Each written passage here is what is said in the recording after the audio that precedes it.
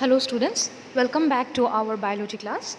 We were discussing sexual reproduction in flowering plants, that is the chapter 2 of our class 12 biology. Today we are going to discuss the topic endosperm. Now in our last classes we have already discussed what are the pre-fertilization and fertilization events. What happens before fertilization, all of you know. Before fertilization gametes are being formed. Then how fertilization process occurs, what happens, pollen pistil reactions, outbreeding devices. We already discussed these things in our last classes. Okay students, so today we will discuss the post fertilization event. That means what happens after fertilization. When the male gamete pollen will meet the egg, what will happen after these things? So we will be discussing these things in detail. After fertilization, three structures are being formed in a particular plant which can produce flower. Okay students, so what are those? One is your endosperm, second one is your embryo, third is your seed. Okay, after fertilization happens or after fertilization occurs, in post fertilization event, three structures are being formed. First is your endosperm, second is your embryo, and third is your seed. Among these three structures, today we will be discussing the endosperm. Okay, what is endosperm? So after fertilization, what happens? There is a cell called as primary endosperm cell. Okay, so we already studied about this when we were discussing double fertilization. Okay, in double fertilization what was happening? One male gamete, okay, it went and it fertilized the endosperm nucleus. Okay, and another male gamete, this is the first male gamete, it went, and the second male gamete, the first male gamete, what it did, it went and it fertilized the just a minute students. The first male gamete, what it did, it went and it fertilized the polar nucleus. Okay, sorry, you just see here, it fertilized the polar nuclei and it gave rise to endosperm nucleus. Okay, and the second male gamete, what it did, it went and it fertilized the egg. Understood? So in this process you found one endosperm nucleus and another which you found was the zygote. Okay, this we already discussed when we were discussing double fertilization. Is it clear students? So when this one male gamete, it will go and it will fertilize the polar nuclei, this endosperm nucleus will be formed. Okay, and from there only you will find out this primary endosperm cell. This primary endosperm cell is also called your PEC. Primary endosperm cell. Primary endosperm cell many time to form triploid endosperm tissue having reserved of food material. So you already know this primary endosperm cell, it is a triploid, that means trisome. Why trisome? Because the male gamete, it was N plus one polar nuclei, it was N, and another polar nuclei, it was N. Okay, so you already know that it was fertilizing two polar nuclei and one male gamete. So what happened? It has become trisome. This we have already discussed in our double fertilization class. Okay. Okay students, so when you will see endosperm forming, so this endosperm, what it will do, from where it is going to be formed? It is going to be formed from the PEC, that means the primary endosperm cell. This will divide and it will form your endosperm. This endosperm, it is triploid in nature. And this triploid endosperm, what is the function of this endosperm? It will reserve food materials. Okay, and there are two types of process of endosperm development. First is your free nuclear type, that is your common method, and second is your cellular type. Okay, we needless to discuss this in detail. You just know what is this free nuclear type. What are the two types? One is your free nuclear type and second one is your cellular type of endosperm development. And endosperms, you will see two types. One is your non-albuminous endosperm, where what will happen, it will completely utilized before the maturation of seeds, and albuminous means a portion of endosperm remain in mature seeds. That means in non-albuminous endosperm, what will happen, when the seed will be formed, this endosperm will not at all be present at the time. Okay, endosperm will slowly turn into seed. No, it is going to protect the seed. Okay, what is the function of endosperm? This is the seed, suppose this is endosperm, it is going to protect it. Okay, and in those plants which are non-albuminous like your pea, groundnut, there what will happen? You will not see the endosperm, it will completely get utilized when the seed will be produced. In albuminous, what will happen? A portion of endosperm will remain. with the seed. So for example, your this wheat, maize, castor, these things. Okay, suppose this is the wheat grain. Suppose here what is going to happen, suppose this is your seed, and when you will get this wheat, you will bring to eat, here you will see this endosperm present. Okay, but in plants like this pea, there you will see only the seed, no endosperm is present. Why? Because endosperm, it was utilized. Okay, so the plants where this endosperm is completely utilized, those are called non-albuminous, and the plants where endosperm, a portion of endosperm is remaining still there in the mature seeds, these are called your albuminous endosperm. Okay, so let us take a portion of our textbook in order to understand this better. The cells of the endosperm tissue, that means your PEC, okay, primary endosperm cell. What is going to happen to this?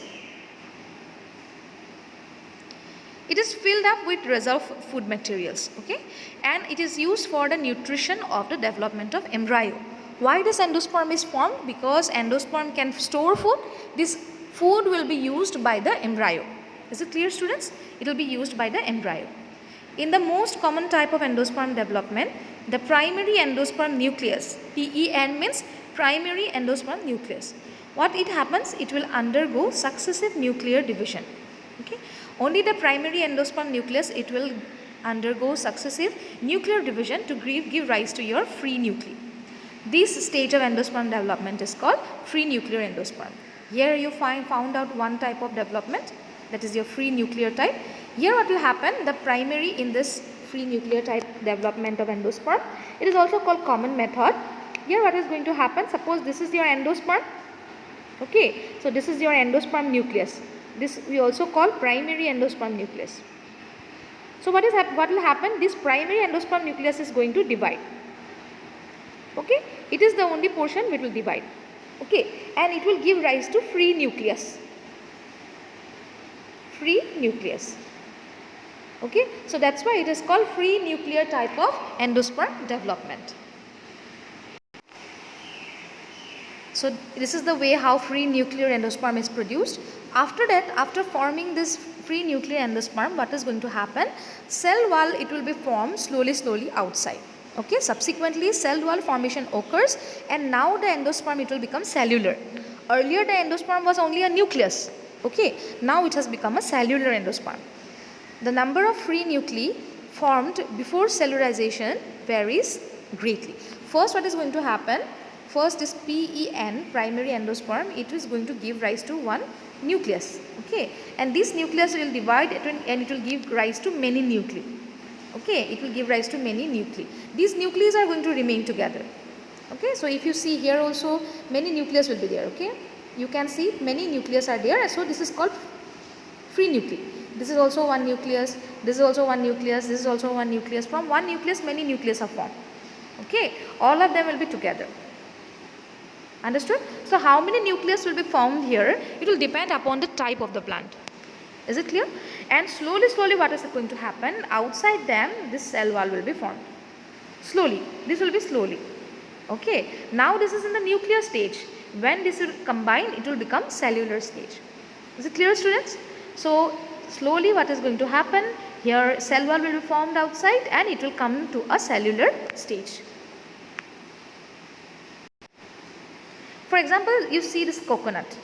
Coconut water from tender coconut that you are familiar with is nothing but free nuclear endosperm. The coconut water which we take, that is free nuclear endosperm. Okay, it is made up of thousands of nuclei.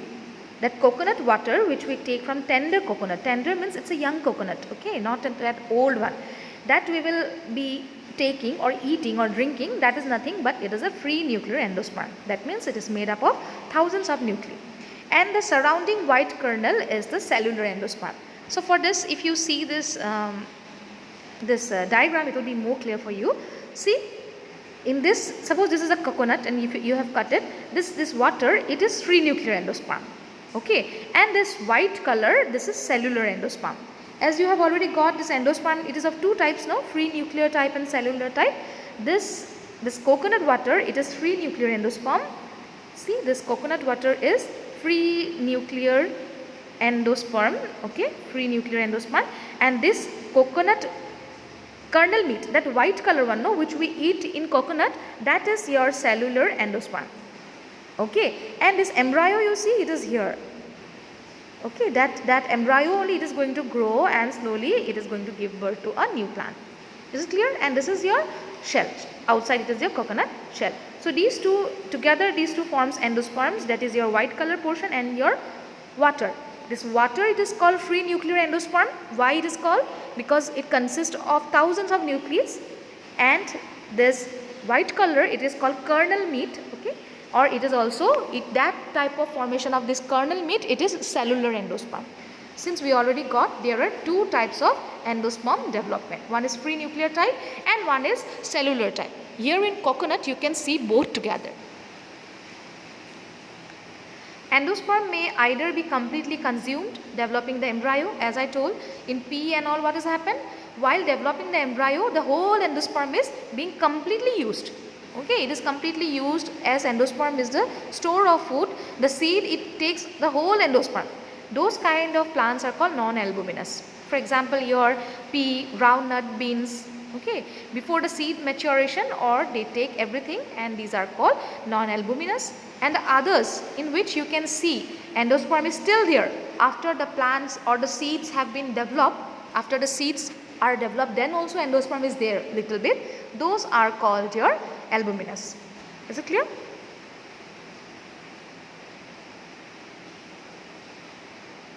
Like this, it may persist means it is still remaining. Okay, like castor, coconut, there you can still see this, it is present, endosperm is present. In coconut you can easily see endosperm present. When you eat the coconut also, it is there. Okay, see this, both the endosperms are present. Cellular type also and free nuclear type also, it is present. So those kind of endosperms are called albuminous endosperm. Split open seeds of castor, peas, groundnut, fruit of coconut, look for endosperm in each case. Here also you can see many endosperms are present. Okay, so two types of endosperms you saw. These are the two types of endosperm. One is your non-albuminous endosperm and second is your albuminous endosperm, and these two are two types of endosperm development. Is it clear, students? You don't confuse this. See this endosperm of coconut again. If you see the whole coconut, this is the husk. Okay, husk of the coconut. Outside that woody portion, this is the shell of the coconut, hard one. This is your water, and this white color portion is the coconut meat. Okay, or it is also called kernel. This white color portion and this kernel, both of them are endosperm. But what is the difference is that this water, it is free nuclear endosperm, and this white color portion, it is your cellular endosperm. Is it clear, students? So this is the way how endosperm develops. Don't forget that endosperm is always triploid. It is always triploid. Okay, it is always triploid, that means it is trisome. The reason why endosperm is trisome is that because one male gamete, that is one pollen. Okay, what it is going to do? It is going to fertilize the two polar nuclei. Okay, this male gamete, it was N haploid. One polar nuclei, it is haploid. Since two polar nuclei is there, it will be one more N, and they are going to give rise to trisome. Okay, so this is the way how endosperm is formed. That's why endosperm is triploid. I hope, students, you have understood endosperm very well. So in our next class, we will be discussing the other two types of your other two structures which are being formed after fertilization, that is your embryo and seed. Is it clear? Never forget that endosperm is always a triploid. So this, how it has become triploid and how endosperm is formed, that you have already discussed, or we have already learned while we were studying double fertilization. Okay, students, so we will meet in our next class with the other two structures of post fertilization events, that is embryo, and the third one is your seed. So thank you, students. Goodbye.